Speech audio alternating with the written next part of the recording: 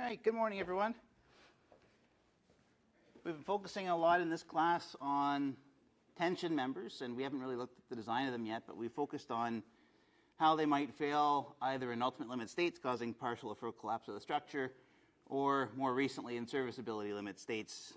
The brace might vibrate excessively, or it might move around with the bolts in the bolt holes at the connections, and that can be annoying or cause excessive movements that we're not really expecting in the structure.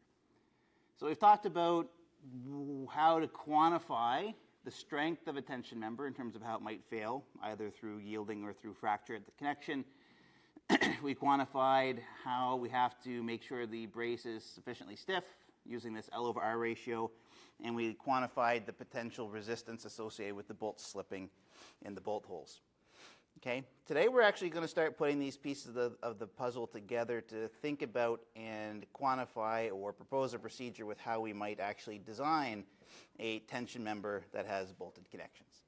Okay, so today we're finally doing the design part of steel design, and there's not a whole lot of design in this class because we have to think about all the things that go wrong before we can figure out how to design a member to preclude all of those things from happening. Okay, so today we're going to focus on how we design a bolted tension member, both in terms of selecting an appropriate member and sizing the connection and laying it out so that the fabricators can lay it out and actually build the thing in the field. Basically, after today, you should be able to select an appropriate tension member cross-section, a section from the handbook to satisfy ultimate and serviceability limit states for tension. Now, as I discussed a few times throughout the course, the engineer's responsibility is to pick the cross-section or pick the section designation for the braces, the columns, the beams in the structure.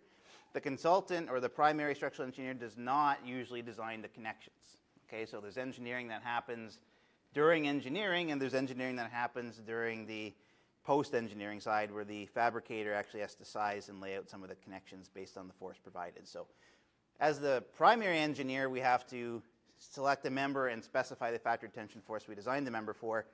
And then as the fabricator, you should be able to select and size the number of bolts required to connect that tension member to a competent gusset plate. And so we're basically going to take the member that the engineer specified. We're going to take the force that they have specified on the drawings that they designed that tension member for, and we're going to lay out the connection and check that that satisfies the ultimate limit states associated with the fracture potentially happening at the connections. Does anyone have any questions about why these two things are important? There really shouldn't be. These are the paramount goals of engineering in general. But are there any questions about why these might be important or what they might mean before we get into the technical material for the morning? Okay. So basically what our goal is as the engineer of record, first we have to pick what section shape's actually going to suit the application best. And so sometimes this comes from experience, and sometimes this comes from working with the architect. The architect might say, I want closed sections, which means a square or a round HSS section. They might not care what it is because it might be getting buried in a wall and no one's ever going to see it. And in that case, you basically say, okay, well, I can pick flat bars or WTs or HSS or wide flange sections. And for the most part, it's going to come down to how heavy the loads are. There are different sections that are more or less appropriate for different kinds of loads. Flat bar is good for relatively light loads. Wide flange section is good for incredibly heavy loads, and then there's some sections in between. The next thing we have to know is how we might actually connect that thing. And so, as I alluded to previously, channels get bolted by the web to a gusset plate. WTs get bolted by the flange to a gusset plate. HSS sections we're not going to talk a whole lot about yet because we don't tend to bolt HSS sections. We tend to weld them, and we'll talk about that later. Wide flange sections we tend to bolt to the flange using angles to a gusset plate. And flat bars are pretty straightforward. We just bolt them to the gusset plate. So we have to know what the connection is going to look like. And once we know what the connection is going to look like, we're going to be able to estimate how much steel we need in that brace to resist net section fracture with a reasonable amount of certainty and gross section yielding. So what we're going to see is we really don't have much control as the engineer of record over some of the things that happen at the connection because we haven't designed it yet.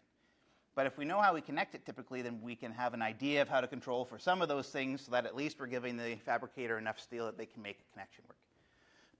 We might have to satisfy serviceability limit states. If we're picking something we don't want a pre-tension, we need a minimum radius of duration to satisfy that slenderness requirement.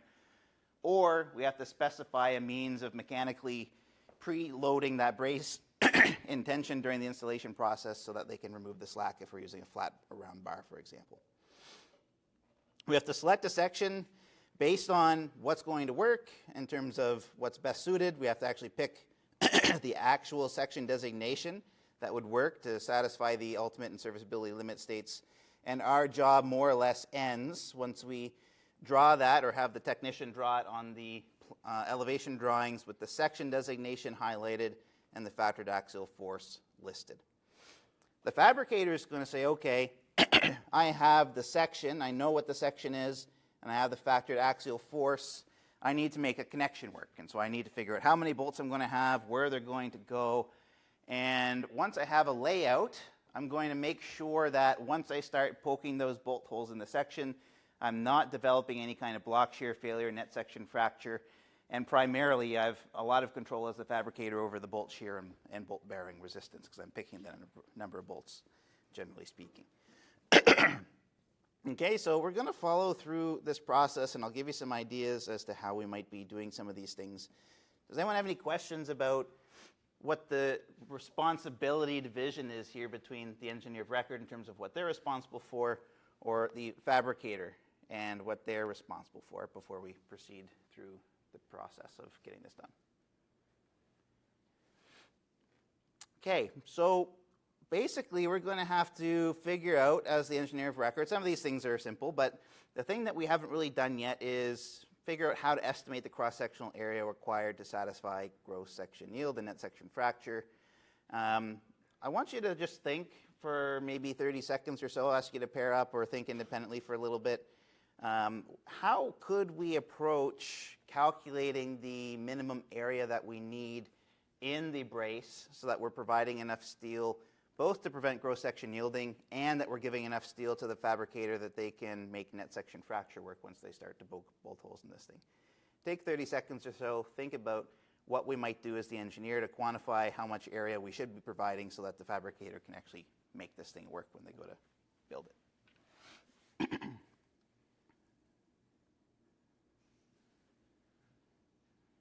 We spent 3 or 4 weeks calculating strengths, right? What do we do now? How do we take those strengths and figure out how much area we need?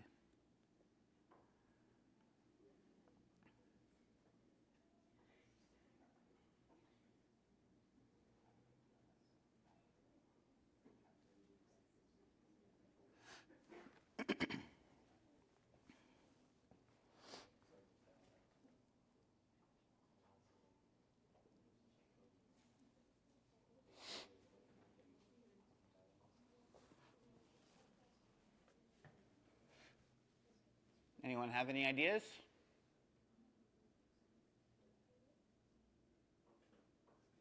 Anyone have any ideas they wish to share? That's maybe the better question. Well, I'll just quickly come back here. Right, these are the limit states that we're going to be looking at as both the primary engineer as the fabricator responsible for designing the connection. We have almost no control over block shear because we just have no idea how they're going to put the bolts in. It's just, we can't really quantify it with any reasonable amount of certainty unless we go and do all of the connection design ourselves, but then we know the fabricator is not going to do exactly the same thing, so that's kind of a futile approach. And in any case, we're going to see that the fabricator can always make block shear work as long as they can also make these other limit states work. The only thing we have full control over as the prime engineer is AGFY, right? That's the only thing that we really have full control over. We can make sure that the brace is strong enough by picking a section with enough area so that it doesn't yield under the ultimate limit states or under the factored loads. This one, net section fracture, we don't really have the full amount of control we might like to have over it, right? We don't know what the connection's going to look like. We don't know if they're going to stagger bolts. We don't know how many rows of bolts they're going to have. We don't know exactly where they're going to put those bolts. But if we only size for yielding and we don't consider net section fracture, 9 times out of 10, we're going to be giving the fabricator a brace or a section that doesn't have enough steel in it, so that as soon as they start to put a couple bolt holes in it, they're just never going to get net section fracture to work. Okay? So basically, we have to, as the engineer, have some understanding over the fact that this is a likely outcome. We need to make sure that there's enough steel in there that once they start to drill holes, they can still satisfy the net section fracture resistance. So we already know that ANE, right, ANE is essentially the gross area minus whatever the bolt hole area is. So, well, I don't know, I'll just say bolt hole areas, right, to be not so specific.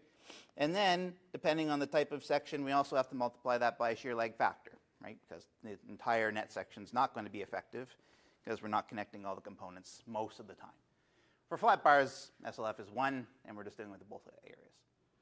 If we don't at least give them enough AG, we have to give them enough AG. That's the only thing we can control as a primary engineer. The fabricator controls bolt hole areas in SLF for the most part. But if we don't give them enough steel, they're never going to be able to make these work. So we have to come up with a way to estimate on sort of a worst case basis what these effects are likely to be so that when we calculate the minimum area and pick a member, when they start to drill holes, they can make this work. So we have some idea over how we might typically calculate the net area for these different kinds of sections. If we have an angle, we're probably just going to use a line of bolts, and so we're going to have the gross area minus one bolt hole diameter times the thickness of the leg we're drilling through.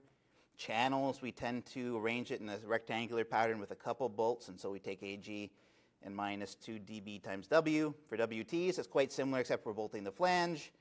Wide flange sections, we've got the flange on the top and the flange on the bottom, so we tend to have 4 lines of bolts total through the gross section. And then plates, I don't know, it could be any number of bolts, but I've just assumed here that we might be taking away 2 bolts, right? This is N, the number, or sorry, that's not quite, well, it's sort of N, the number of bolt holes through the net section, and it can vary, of course, from 1 to up to 4 or 5 or 6, depending on what kind of bolt arrangement you're using.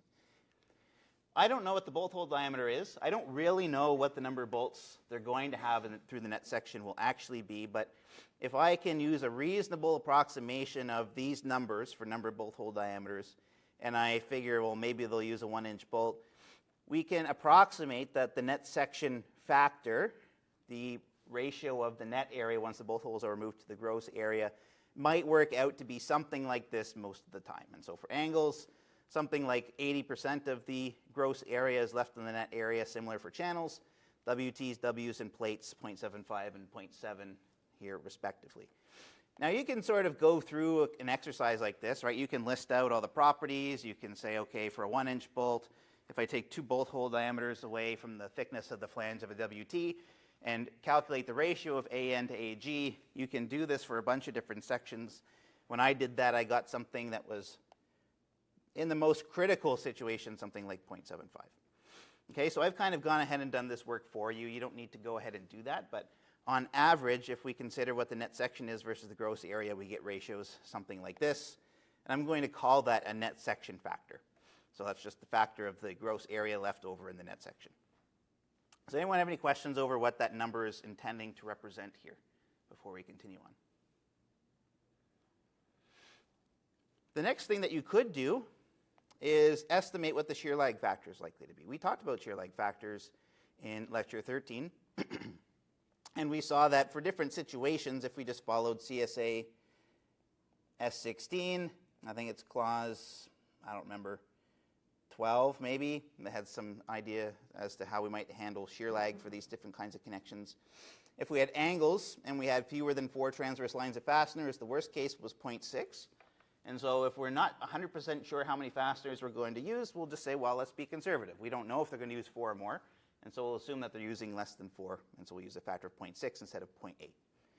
Channels, the worst case is 0.75. WTs and Ws, they say as long as you have at least 3 transverse lines of fasteners, these are usually pretty heavily loaded braces, and so 95% of the time there's going to be at least 3 transverse lines of fasteners. And even if the fabricator wants to use 2, they can find, well, if 2 doesn't work, they can use 3, right, to make this net section factor work in terms of the shear lag effects. Plates don't have a shear lag factor because we're connecting the full cross-section. We don't need to account for the fact that we have unconnected components because we're connecting the entire plate through bolts that are well proportioned to their area. And so we've got a shear lag factor that's less than 1 or equal to 1 for plates. And so as the engineer, you can get a reasonable and conservative estimate over what the net effective area is going to be as a proportion to your gross area. Okay, so you can estimate ANE by taking this factor 0.48, for example, and multiplying that by AG for your angles. So this is a tool that we can use conservatively to start picking some sections, because if we just say, well, I don't know what the bolt holes are, what the shear lag is, I'll just take my gross area, multiply it by 0.6 to estimate my net effective area. I can use that to figure out how much steel I need in the cross-section. Okay, does anyone have any questions about that before we continue on? So I guess what that means for us here is ANE, using this approach, is no longer just AG times minus the bolt hole areas times SLF. We're basically saying here we're going to estimate ANE is AG times the net section factor times the shear lag factor. And so TR for us here is phi U AG times NSF times SLF FU. So now we have, if we assume values of NSF and SLF, we have enough information here to figure out how much gross area we might need in that brace to satisfy net section fracture. At least it's going to give the connection designer some reasonable chance of making this limit state work once you pass that section along with the factored force. So if we now look at this, we've got gross section yielding, which has AG. We have a catalog of different sections with different A values. And we effectively turned ANE into AG by using some assumptions about what the shear lag and net section effects might be. And as the engineer, we're specifying these values, right? Most of the time, 99% of the time, you're just going to say 350W steel. FY is 350 and FU is 450. But there are some other considerations like WTs are from a different material grade, and so there might be a slightly different yield strength associated with those. So what does this mean for us? Well, all we need to do here is we just need to rearrange these equations here to isolate AG, right, for these two different limit states. And so what we're going to do is we're going to say, to satisfy gross section yielding, the minimum area I need is the factored force I've calculated divided by phi Fy. That's pretty easy. And then to satisfy the net section fracture, it's similar, TF over phi Fu, but now I'm incorporating this estimate of NSF and SLF to figure out how much area I might need to satisfy net section fracture. How do I know which of these two to pick? And so, for example, let's just say I get something like 7,000 millimeters squared here, and I get something like 10,000 millimeters squared here. Which of these two areas would I select a section to make sure that I have at least that amount of area in? Do I use the top one or the bottom one? I have no idea what the areas are, but if they were 7,000 and 10,000. Do I make sure my section has 7,000 or 10,000 millimeters squared in it? The second one, right? I need a bigger brace, more steel, to satisfy net section fracture. And so I'm going to calculate these two minimum areas. They represent two areas required for two different kinds of failures. I'm going to pick the section based on the biggest area that I need, of course. Okay, so that's basically what we're going to do. And we're also going to make sure that L over R is less than or equal to 300, and that's a pretty easy calculation to do. I'll show you that in a second anyway.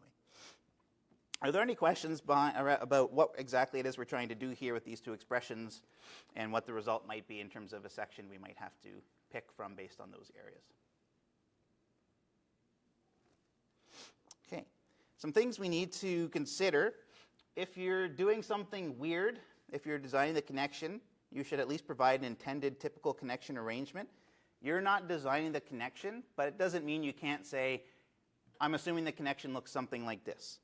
And so you might say for like a WT or something, you might just give them a sketch of the WT on the gusset plate, and you're going to say, basically, I'm assuming that you've got something like this, right?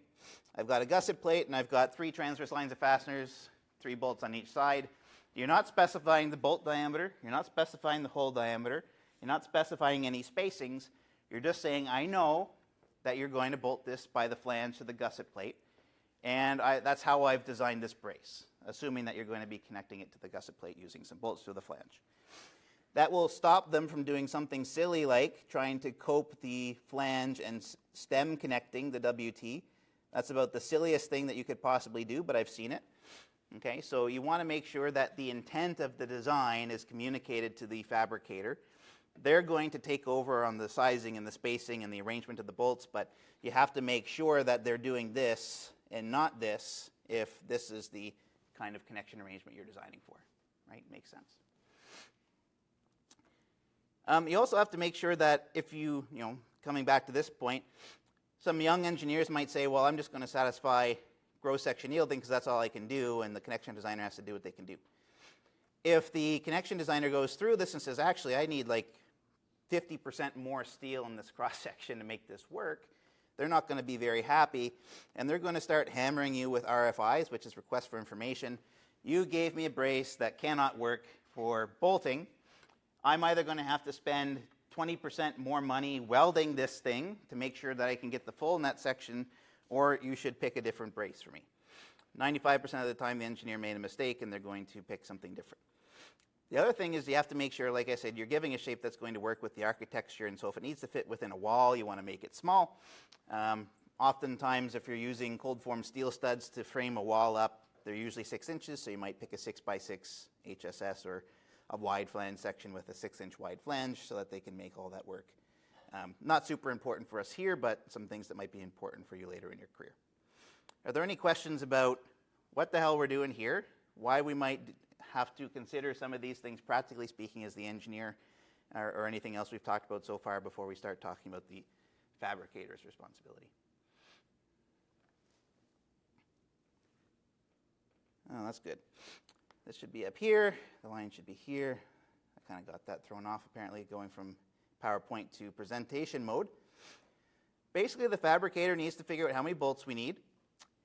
And if we come back to the ultimate limit states for bolts, VR is 0.6 PB NM AB FU. Then we basically know if we say, well, if I want to know the strength of a single bolt, I'll just use N is 1 and M is equal to 1. And I'm going to get the strength of a single bolt, and I'm going to call that little VR, and that's just going to be 0.6 VB AB FU. Okay, if I can calculate the strength of a single bolt, and I know what diameter of bolts I'm usually working with and what the grade is, then I can use that number to figure out how many bolts I need, right? Basically back calculating N.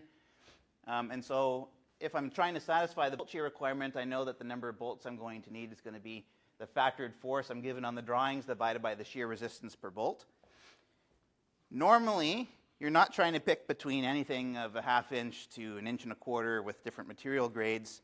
Most of the time, there are very specific bolts that you end up working with. So for the most part, you don't have a whole lot of things to choose from. Usually you have 1 or 2 values you're typically working with as the fabricator. And I'll give you an example of that in a second. You have to detail the connection to make sure that the arrangement satisfies the bolt spacing requirements. And then you have to actually check, of course, bolt bearing, because engineer can't do anything about that. A good engineer is going to give you enough information or enough steel anyway that you can satisfy net section resistance, but it's the connection designer's responsibility to actually check that that works. And they're the only ones who can properly check the the block shear resistance anyway. The fabricator doesn't really have much control over net section fracture because the engineer gives you the steel. You can try to stagger bolts to increase the net section fracture resistance, but if you need 2 lines of bolts, there's not a whole lot you can do. You can try and use smaller bolts and use more of them, but there's little control over the net section on the fabricator side. None over the gross section. Yield resistance, obviously, you can't add steel to the gross section, or you shouldn't be in any case. But the things that you do have a lot of control over are block shear, bolt bearing, and the bolt shear limit states.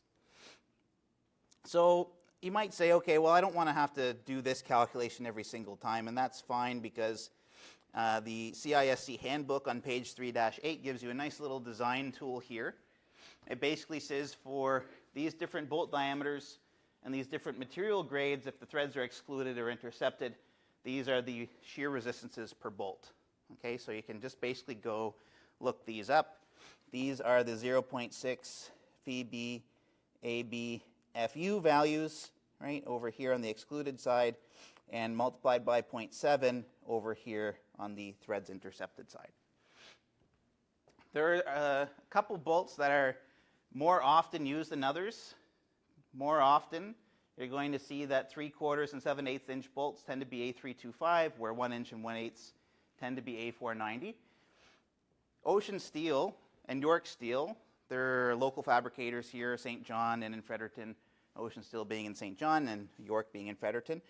They exclusively use 3/4 inch A325 bolts and 1 inch A490 bolts. Anyone have any idea as to why they might limit themselves to just those two bolts? Kind of weird, isn't it? Why wouldn't you want a bunch of different kind of bolts hanging around the shop if you wanted them?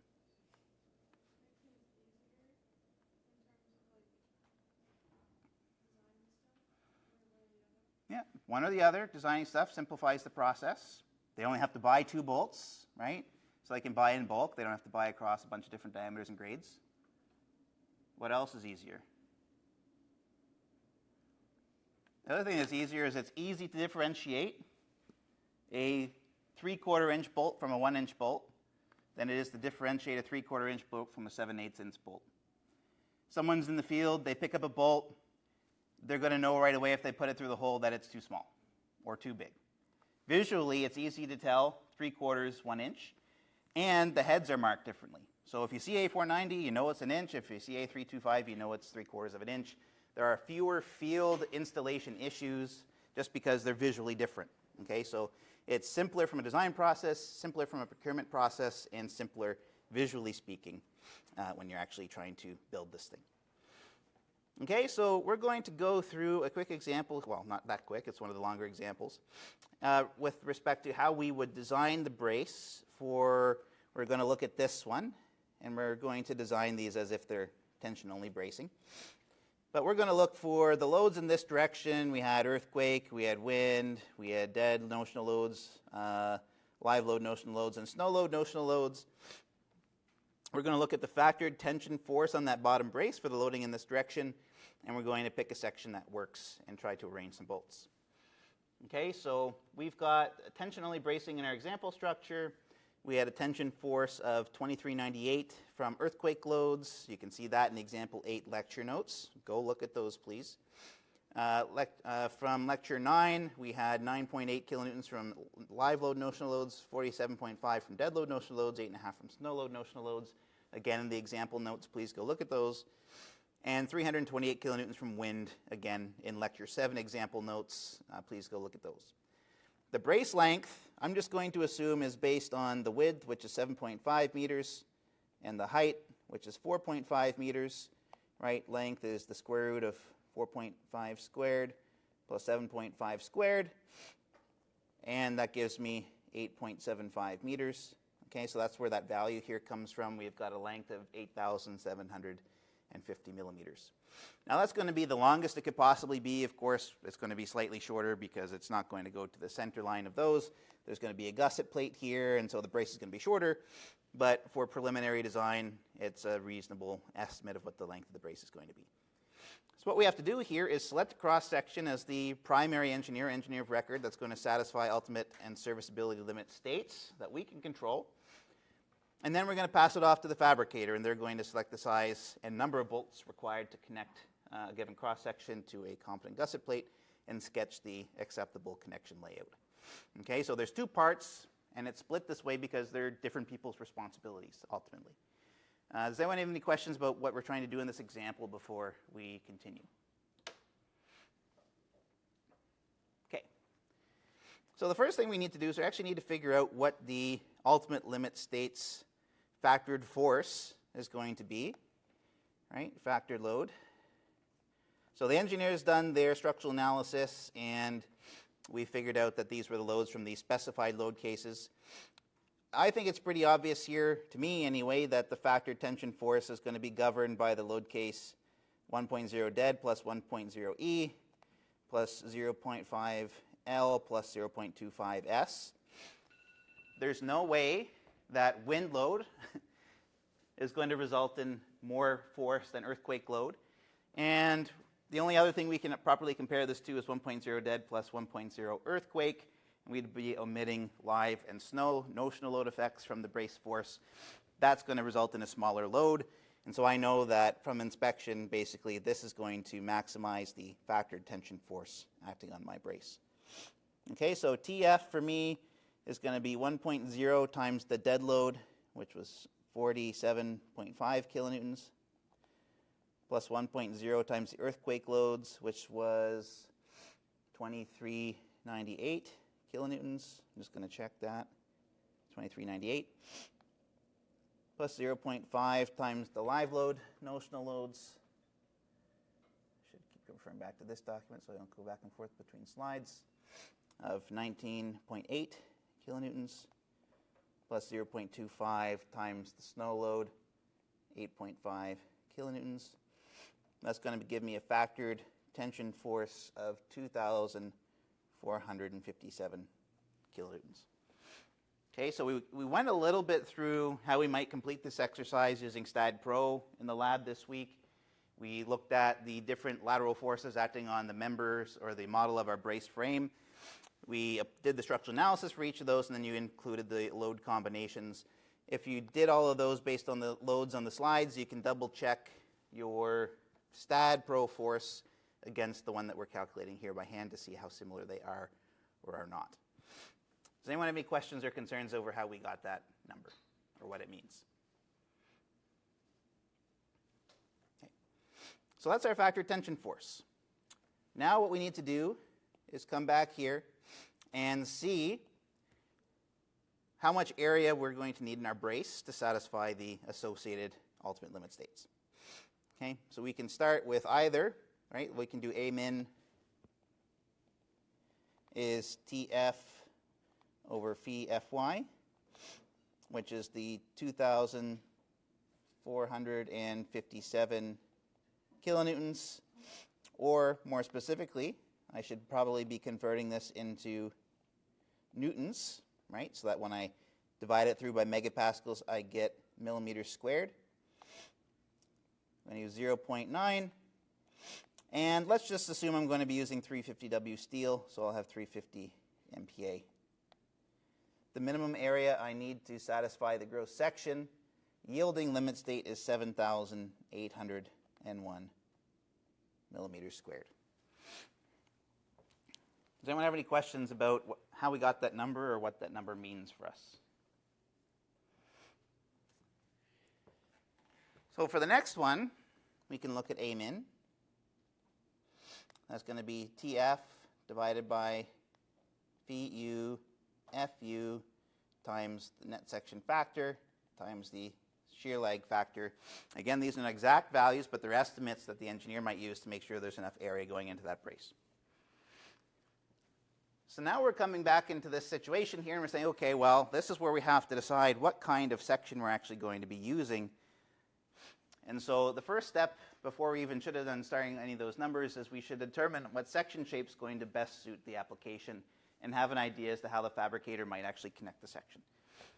I'm going to just design a flat bar brace because we've looked at those quite a bit. In the example notes, I go through the same process with a WT section, and so you can go refer to that later for a different kind of brace section. But I'm going to assume that my brace is going to be basically a flat bar, something like this. And I don't know, let's just say the bolts are going to be thrown in some kind of rectangular pattern, maybe like that. I don't know. I don't know what the bolt arrangement's going to look like, but I'm telling them I've got a flat bar and it's going to be connected to the gusset plate with bolts somehow like this. Okay, so our job here is to figure out its FL question mark by question mark, right? We have to tell them what size the flat bar is going to be and how much area is going to be in that brace. All right, so if we go with the flat bar, we can come back to this table here.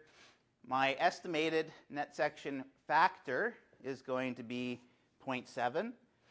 The estimated shear lag factor is going to be 1. And so basically I'm assuming that on the net section I'm going to have about 70% of the area in the gross section that I would after the both holes are drilled into the cross section.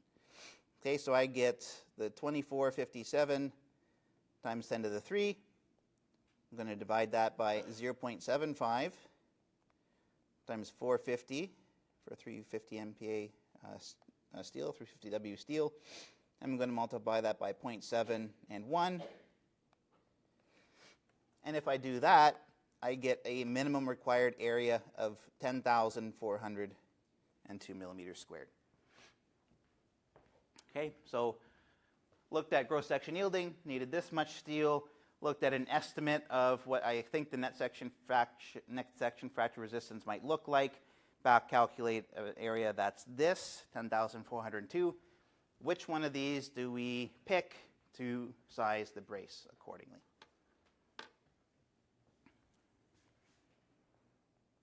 Right, bigger area. We need more steel in the brace to satisfy net section fracture resistance based on our estimates of what the net section might look like compared to the gross section yielding resistance.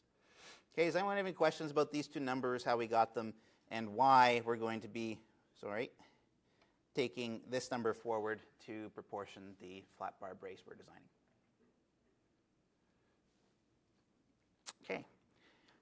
So what do? I've got a flat bar brace. I need 10,402 millimeters squared worth of area in it. What do? What do I need to decide before I can figure out brace dimensions?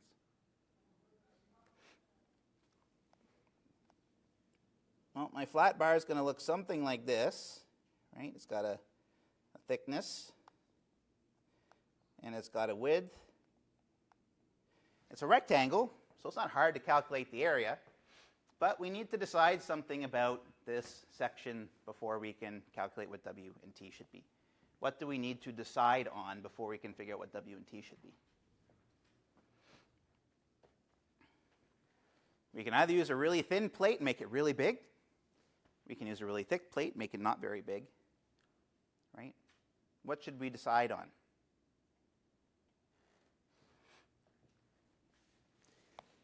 Well, we need to set an aspect ratio. Right? That's just basically the ratio of W to T. And I'm going to target a width to thickness ratio of 10. It's just, I don't know why. We'll just say, well, if it's 10 times wider than it is thick, that's a reasonable proportion. It shouldn't be too wide, it shouldn't be too thick, and it tends to fall into the range that flat bars are typically rolled in. And we'll realize, back from the example, the flat bar was a 15 by 150. That was a 10-to-1 ratio with the thickness. We'll stick with that. We don't have very much experience, so let's just do what somebody else did. If we know that, then we know that WT has to be greater than or equal to 10,402 millimeters squared. I can replace this now with 10 T for W. Multiplied by T is T squared. That's 10,402 millimeters squared. And so I can get an estimate of my thickness by taking the square root of 10,402 millimeters squared over 10. And if I do that, I end up with a thickness of 32.3 millimeters. Okay, so based on my 10-to-1 aspect ratio, if I keep that, the minimum thickness I need is 32.3. What do I do with that? I'm designing something. Am I going to tell somebody I need you to roll a plate to 32.3 millimeters? They're not going to be very happy with you because they like to roll plates in 1/8 of an inch difference thickness. Okay, so they might roll plates typically in 3/4 of an inch, or 5/8 of an inch, or an inch, or an inch and a quarter. It just so happens that inch and a quarter is about 31.75 millimeters. So I know that I can get plate that's 31.75 millimeters thick. I don't have to make the thickness bigger than this, but if I change the thickness, I need to make the width a little bit bigger. Okay, so I'm going to make a plate that they can roll. I'm going to make it 1 inch and a quarter. So I'm going to say, I'll call it 1 inch and a quarter, which is about 32 millimeters. Okay. Does anyone have any questions about what this aspect ratio is for, why I picked it, or why I'm changing the thickness from what I calculated to make it something that I can actually find on the marketplace? Well, what does that mean? Well, let's just keep that. We'll say that W has to be at least 10T. I'll use the T I calculated just to figure out what W would have been. That would be 323 millimeters. Now that's a little bit not great either. I'm not going to ask for a 323 millimeter wide plate. Plates, mills and fabricators like to roll plate to the nearest inch wide, typically speaking. This is very close to 13 inches. 13 inches, which is about 330 millimeters. Okay, so what I'm going to do is I'm going to basically ask for a flat bar that's 32 by 330. That's about 1.25 inches by 13 inches, which is something that we'll find on the marketplace. And if I want to figure out how much area I'm going to get, I can take 32, or I guess more specifically, sorry, I should take 31.75, since that's what 1.25 inches actually is, the 330 that I'm asking for. And if I actually combine those two, I end up with an area of 10,484 millimeters squared. Is that reasonable? Do I have enough steel probably for the fabricator to make their connection work? Yeah, I needed about that much. I needed 10,402. I assumed a 10-to-1 aspect ratio. I don't have to keep it exactly. What I ended up with is a 32 by 330, and that gives me a little bit more than I estimated that I needed. Okay. Now, this is the range of plate where you're probably not actually going to use a flat bar brace. Okay, that's a big flat bar. They're going to have a tough time installing that and tightening it and everything. So I'll continue the example as if we're going to continue that, but that's the motivation to perhaps pick a different section. And so in the example notes, I've repeated this exercise with a WT brace, and you can see what that looks like. But let's continue with this flat bar. I'm going to, on my drawings, maybe I'll just come back here. I'm basically going to give in the elevation drawing. I'm going to say, okay, my section here, and if I blew this up, I've got X and X. I'm going to call this FL 32 by 330. And I'm going to say AF is 20, what did I calculate? 2,457. I'm going to round it up to 2,460. Okay, so on that drawing, I'm going to tell them what flat bar I need, 32 by 330, for an axial force of 2,460. Okay, my job is done as the engineer, and now it's time for the fabricator to pick up those drawings and read the information on the brace and the factored force that they need to make a connection work for. So now what I've got as the connection designer, I've received the drawings from the client who wants me to build this thing. I know that the bar, or the brace, is 32 by 330. The first thing I might do is submit an RFI and ask the engineer if they're sure about that. But anyway, if they say yes, I'm going to say, all right, well, I'm going to use that. I know TF is 2,460 kilonewtons, which is just slightly more than the brace was actually designed for, but no one's going to write 2,457 kilonewtons on the drawing. They're just not going to do that. So this is all I know as the connection designer. And so what I need to do is figure out, okay, what is my arrangement going to look like here? I'm probably going to connect it to a gusset plate, something like this. And I'm going to use some pattern of bolt holes. I have no idea what it's going to look like yet, and I have to figure that out. So as the fabricator, first I need to pick a bolt that I'm going to use. And for no reason other than I might have seen a 7/8 inch bolt down on the shop floor recently, I'm going to just go with a 7/8 inch A325 bolt, which if I get rid of some of this information here or some of these sketches, I just saw some of these down on the floor the other day. I know they've got them, and so I'm going to use a 7/8 inch A325 bolt, and the shear strength per bolt for me there is 154 kilonewtons. Okay, VR is 154 kilonewtons. I measured the shank of the bolt's 2 inches, and so I know that I'm not going to intercept the threads, right, through the shear plane for that brace, hypothetically speaking. So as the connection designer, though, you know how long the shank of the bolts are. You can go down and take a look. So I'm using the not intercepted threads shear resistance per bolt. I just need to know how many bolts I need. So I'm going to take TF, divide it by little VR, which is 2,460 kilonewtons, divided by 154 kilonewtons per bolt. Doing that gives me 15.97 volts. Okay. Can I put 15.97 volts in a connection? I cannot, right? How many bolts should I probably use? 16 sounds nice, right? 16 is a square. I can say, okay, well, I'll use 16. And then I might say, well, I could arrange these a bunch of different ways. I'm not going to do 2 lines of 8 bolts because that's just going to make the gusset plate really long. It's not really the best thing I could do. They're going to be spaced pretty far apart. I could use 3 lines of bolts, but that's going to look weird. I'm going to have, what, 5, 5, and 6. That's kind of silly. I'm going to use a square pattern for no other reason than I think that's going to be reasonable.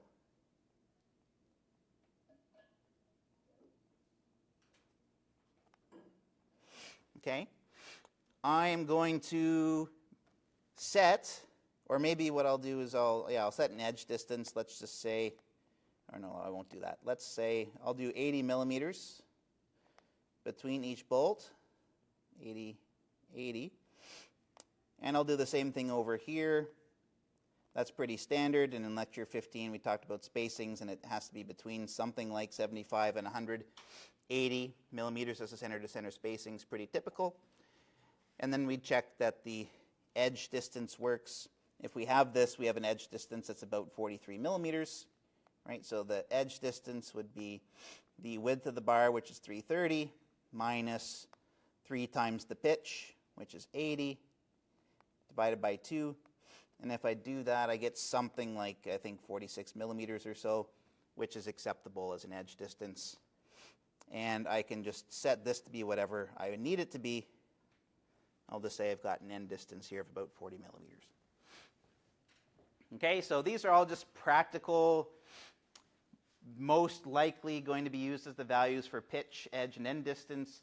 The values and the ranges I gave you in lecture 15 will just satisfy the minimum requirements in the detailing section of S16. And I'm going to use this as my trial layout. I've taken my 16 7/8 inch bolts. I've poked holes into the brace to lay that out. And my job now is to check whether or not net section is actually going to work, whether or not block shear is actually going to work, and whether or not bolt bearing is actually going to work. Are there any questions about what we've done so far on the fabricator side, how we arrived at the bolt pattern that we have laid out here, or any other item that we've talked about so far in this example before we just go on with one more step? Okay. The only thing I'll show you here, we have to check bolt bearing, right? So come back to the fabricator's responsibility, which was here. We have to check bolt bearing resistance. That's not going to govern. You can see the example notes for that. You can check block shear resistance. That's not going to govern for us. We've got a flat bar. You can see the example notes for that. The only thing that's really going to be important for me here is the net section, right? Did I poke too many holes through that brace and compromise the net section resistance? I don't need NSF and SLF anymore. I know that I can calculate ANE because I'm the fabricator and I've arranged the bolt layout, right? So I've got FU, ANE, FU. ANE, if I look at that layout, basically my net section is going to be through the first line of bolts closest to the tension force. I've got 4 bolt hole diameters. Do I have any other net sections I need to check here? Back to lecture 12. The only time you have different net sections is when you start to stagger bolts. Do I have staggered bolts? I have no staggered bolts, and so I do not need to check any other net sections other than this one. ANE is WNT minus the number of bolt hole diameters times the thickness. So I've got WN, which is 330, and I'll just factor this out, W minus DBHT. I've got 4 bolt holes I'm passing through. If you go to table 3.6 in the handbook, it's going to tell you that the typical diameter for 7/8 inch bolt holes is, I need to find it here, D is 24 millimeters for 7/8 inch bolts. So I've got 24 multiplied by the 31.75 millimeter thickness, because I know I'm actually going to roll this to 1 1/4 inches. The net area that I get when I actually consider the reduction for bolt holes is 7,436 millimeters squared. Okay. That might cause us some trouble, but we'll see what's going to go on here. And we'll do the quick calculation. We've got 0.75 times 7436. I don't need to modify that for shear lag because, well, it's a flat bar. There is no shear lag to consider. Squared times 450 MPa. And that gives me a net section fracture resistance of 2,510 millimeters squared. Or not millimeters squared, Jesus. 2,510 kilonewtons. Is that good? Did I do my job okay as a connection designer? The factored tension force I was given, if I can find it here, where the hell did I put that? It was 2,460. I ended up making this barely work at 2510. That tells me that the ratio of the net section to the gross section was maybe a little bit more than the 70% that the engineer assumed. The engineer would have thought we needed, oh no, that doesn't make sense. Never mind. Scratch what I just talked about. We basically said we have a net area that's a little bit less than the gross area. I've got 4 bolt holes here, which is quite a bit. I thought maybe we'd be cutting it close, but that ended up working out okay for us anyway. Okay, so I might say that's the connection we're going to go with. I'll check bolt bearing and block shear, but it's not really something that I want to get into right now. We don't have time for it in the example. You can go check the lecture notes. Are there any questions about how this example proceeded, why there are 2 different people doing different parts of this scope on the engineering side of things, or how we ultimately arrived at a connection layout that looks something like this for the flat bar the engineer specified? Okay. In that case, now you should be able to do 2 things. Be the engineer or be the fabricator, basically. We didn't talk about the slenderness here for the brace because, well, it's a flat bar and I didn't have time to show that exact calculation. When you're picking a WT, you're not generally going to pretension that, and so there is an example in the example lecture notes for WTs with satisfying slenderness. Go take a look at that. Otherwise, that's all we have time for this morning. Does anybody have any questions about anything we've talked about in lecture this morning before we wrap things up for the weekend? Very good. Have a good weekend. I'll see everybody on Monday.